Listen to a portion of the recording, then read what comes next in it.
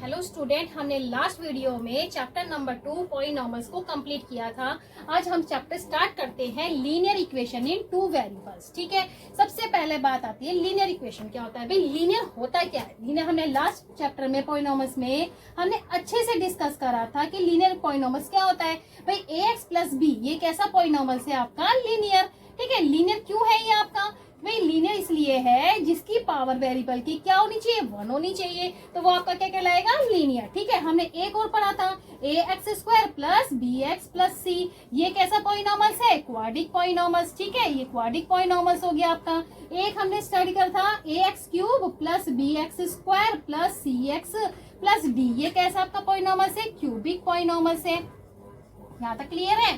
ठीक है, it means कहने का मतलब है लीनियर पॉलिनॉमियल्स में जिसकी पावर क्या होती है? x की पावर 1 होती है, वो हमारा कहलाता है लीनियर। और जिसकी पावर डिग्री क्या होती है? मैक्सिमम कितनी है? 2, तो ये कैसा होगा? Quadric polynomials. जिसकी पावर कितनी है? 3 मैक्सिमम, वो क्या होता है? Cubic polynomials.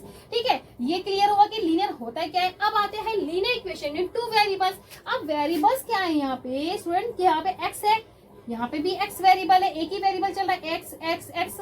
ठीक है, x के अलावा कोई दूसरा वेरिएबल है नहीं, तो ये कैसा वेरिएबल है? ये कहलाएगा आपका लीनियर 1 वेरिएबल की पॉलिनॉमियल्स है, लीनियर क्वाड्रिक पॉलिनॉमियल्स की इक्वेशन है। ठीक है, लीनियर कैसा है? ये क्यूब की पॉलिनॉमियल्स है कैसी? 1 वेरिएबल की। ठीक है, तो हमें अब इस चैप्टर में 2 वेरिएबल को एक्सप्लेन करना है। ठीक है, अब 2 वेरिएबल की इक्वेशन क्या होती है कि ax plus by plus c equal to 0। ठीक है, अब वेरिएबल हमारे पास कितने? x एंड y, 2 वेरिएबल्स हो गए आपके पास। कितने वेरिएबल है? 2 वेरिएबल। ठीक है, और पावर इनकी कितनी है? 1 1, तो इसलिए कहलाएगा कि लीनियर। ठीक है, लीनियर तो ये हो गया, और वेरिएबल कितने हो गए? 2, तो ये आपकी कैसे बन गया? Linear equation in 2 variables. Clear हो गया यहाँ तक? अब इसके डेफिनेशन पे आते हैं। An equation of the form ax plus by plus c equal to 0 where a, b, c are real number where a not equal to 0, b not equal to 0 is called a linear equation of two variable x and y। ठीक है, वो कह रहा है कि यहाँ पे जो a है वो a नॉट इक्वल टू 0 होना चाहिए, और क्या b भी होना चाहिए नॉट इक्वल टू 0। अगर a और 0 और b 0 हो जाएंगे तो आपकी क्या लीनियर इक्वेशन बन जाएगी? नहीं। तो इसलिए कंडीशन क्या है कि हमारा a भी 0 नहीं होना चाहिए और b भी 0 नहीं होना चाहिए। चलिए एग्जांपल से देखते हैं। भाई यहाँ पे क्या एग्जांपल? 3x प्लस के 4y प्लस के 2। ठीक है, वेरिएबल कितने आपके पास? 2, और पावर कितनी है दोनों के ऊपर? 1 1। तो ये कैसा वेरिएबल कहलाएगा आपका? Linear equation two variable. ठीक है, क्लियर हो गया अच्छे से? अब देखिए 0.4x माइनस के 3y माइनस के 2.7 इक्वल टू 0, तो इसके पावर भी कितनी है? 1 1 है। ठीक है, और वेरिएबल्स कितने आपके पास? 2 वेरिएबल है। वेरिएबल कौन से? x and y। ठीक है, ये आपकी कैसी इक्वेशन कहलाएगी? Linear equation in 2 variables. ठीक है, अब under root x minus root 3y। ठीक है, तो ये कैसा वेरिएबल है? इसके ऊपर पावर क्या है? 1 1 है। यहाँ c क्या हो गया? 0 हो गया, तो आपकी कैसी कहलाएगी? ये लीनियर इक्वेशन 2 वेरिएबल्स की। अब देखें last 3x² plus 7y minus के 2। भाई वेरिएबल तो 2 है आपके पास, x एंड y। ठीक है, पावर चेक करते हैं कि पावर क्या है यहाँ पे? 2, और यहाँ पावर क्या है? 1। तो जब पावर एक ही वेरिएबल की पावर 2 आ रही है तो क्या ये लीनियर हुआ? नहीं। तो ये आपका क्या हुआ? लीनियर इक्वेशन 2 वेरिएबल की इक्वेशन नहीं है। लीनियर इक्वेशन 2 वेरिएबल की इक्वेशन नहीं है। ठीक है, क्या होगा? ये होगी ही नहीं। ठीक है, क्लियर हो गया? क्योंकि इसकी पावर कितनी है? 2, तो ये लीनियर इक्वेशन की 2 वेरिएबल की इक्वेशन नहीं होगी। ठीक है, लास्ट देखते हैं। भाई root x root y plus 7। अब इसकी पावर क्या आ रही है? इसकी पावर आ रही है 1/2 प्लस इसकी पावर आ रही है 1/2 प्लस 7। तो क्या ये लीनियर पॉलिनॉमियल्स है? भाई लीनियर इक्वेशन 2 वेरिएबल्स की है नहीं। तो क्यों?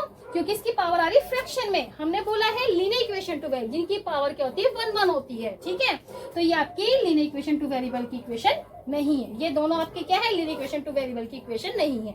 ठीक है, क्लियर हो गया? आप इसका स्क्रीनशॉट ले लीजिए। फिर हम पढ़ते हैं पेयर लीनियर इक्वेशन 2 वेरिएबल। ठीक है,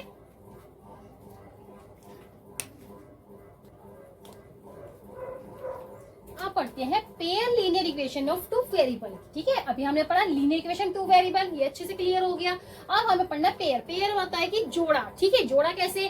भाई जैसे हमारे क्या होता है? शूज, भाई पेयर होते हैं। ठीक है, कोई भी पेयर जोड़ा, यानी कि हमारे पास एक इक्वेशन तो ये है a1x प्लस b1y और क्या जाएगा C1 इक्वल टू 0। दूसरा हमारे पास इक्वेशन क्या है लीनियर इक्वेशन की 2 की, कि A2x plus B2y plus C2 equal to 0, where A1 B1 C1 A2 B2 C2 are all real numbers. ठीक है, कंडीशन क्या है, A1 का स्क्वायर प्लस B1 का square equal to not equal to क्या होना चाहिए 0। सेम ऐसी A2 का स्क्वायर प्लस B2 का स्क्वायर नॉट इक्वल टू क्या होना चाहिए 0। ठीक है, अब इसे एग्जांपल से समझते हैं भाई। हमारे पास लीनियर इक्वेशन की 2 इक्वेशन है। लीनियर इक्वेशन तो है कैसी है, 2 वेरिएबल की, और कितनी है 2, यानी कि पेयर्स लेनी है। ठीक है, पहली है हमारे पास 2x प्लस 3y माइनस के 7 इक्वल टू 0। दूसरी इक्वेशन है 7x minus 2y plus 8 equal to 0। ठीक है, हमारे पास ऐसे कंपेयर करें तो ये क्या होगा, A1x plus B1y plus C1 equal to 0। एक इक्वेशन यही आ गई हमारी। दूसरी क्या बनी, A2x plus B2xy plus C2 equal to 0। Clear है यहाँ तक? ठीक है, 2 इक्वेशन हो गई। तो हमें क्या है, पेयर लीनियर इक्वेशन 2 वेरिएबल्स। ठीक है, इन्हें सोल्व करना बताएंगे। इसमें कैसे सोल्व करेंगे, पहले हम ये चेक करते हैं भाई। A1 हमारे पास क्या है 2, B1 क्या है हमारे पास 3 एंड C1 क्या है माइनस के 7। ऐसी सेम A2 यहाँ क्या है 7, B2 क्या है माइनस के 2 एंड C2 क्या है आपका 8। क्लियर हो गया?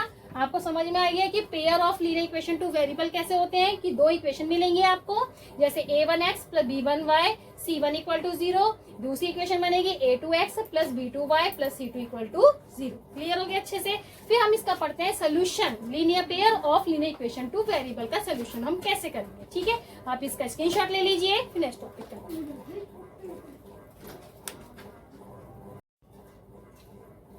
अब हम करते हैं solution of pair of linear equation 2 variable. क्या मेथड है हमारे पास, 3 मेथड्स हैं। एक है graphical method, substitution method and elimination method. ठीक है, सबसे पहले हम पढ़ते हैं ग्राफिकल मेथड। क्या होता है, given 2 lines in a plane only one of the following 3 possibility can happen. ठीक है, पहला हमारे पास क्या है, when the line L1 L2 intersect at the point. हमने कोई ग्राफ बनाया है प्लेन पे।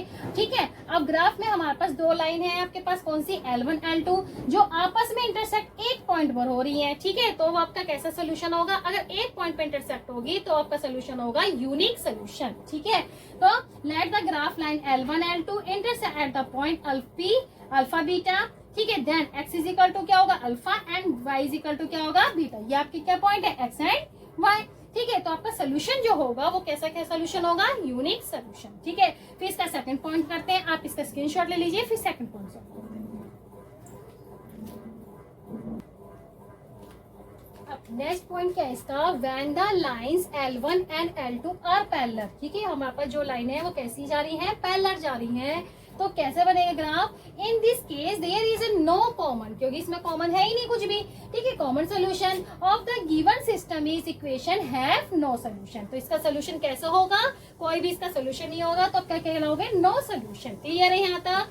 ठीक है, अब थर्ड पॉइंट आता है इसका, when the line L1 and L2 are coincident. ठीक है, कोइंसिडेंट मीन्स यानी कि हमारे पास जो भी 2 लाइन थी, जो हमारे पास 2 पेयर इक्वेशन की थी, उनके पॉइंट जो हमने ग्राफ पे प्लॉट किए वो एक ही लाइन के ऊपर एक लाइन के ऊपर ही आ गए। ठीक है, ठीक है, तो वो हमारा क्या कहलाएगा, कोइंसिडेंट। ठीक है, when the 2 graph lines L1 and L2 coincide the given system of equation has infinity many solution. यानी कि अब अगर हमारे पास कोइंसिडेंस है तो उसके सोल्यूशन कैसे होंगे, हमारे पास इन्फिनिटी सोल्यूशन होंगे। ठीक है, तो आपको ये चीज तो क्लियर हो गई। अगर नहीं भी समझ में आया तो हम एग्जांपल से और अच्छे समझेंगे। ठीक है, नेक्स्ट वीडियो में हम एग्जांपल से और क्लियर कर लेंगे कि भाई ग्राफ में अगर हमारे पास इंटरसेक्ट हो रहा है एक पॉइंट पे तो उसके कैसे सोल्यूशन होंगे, यूनिक सोल्यूशन होगा।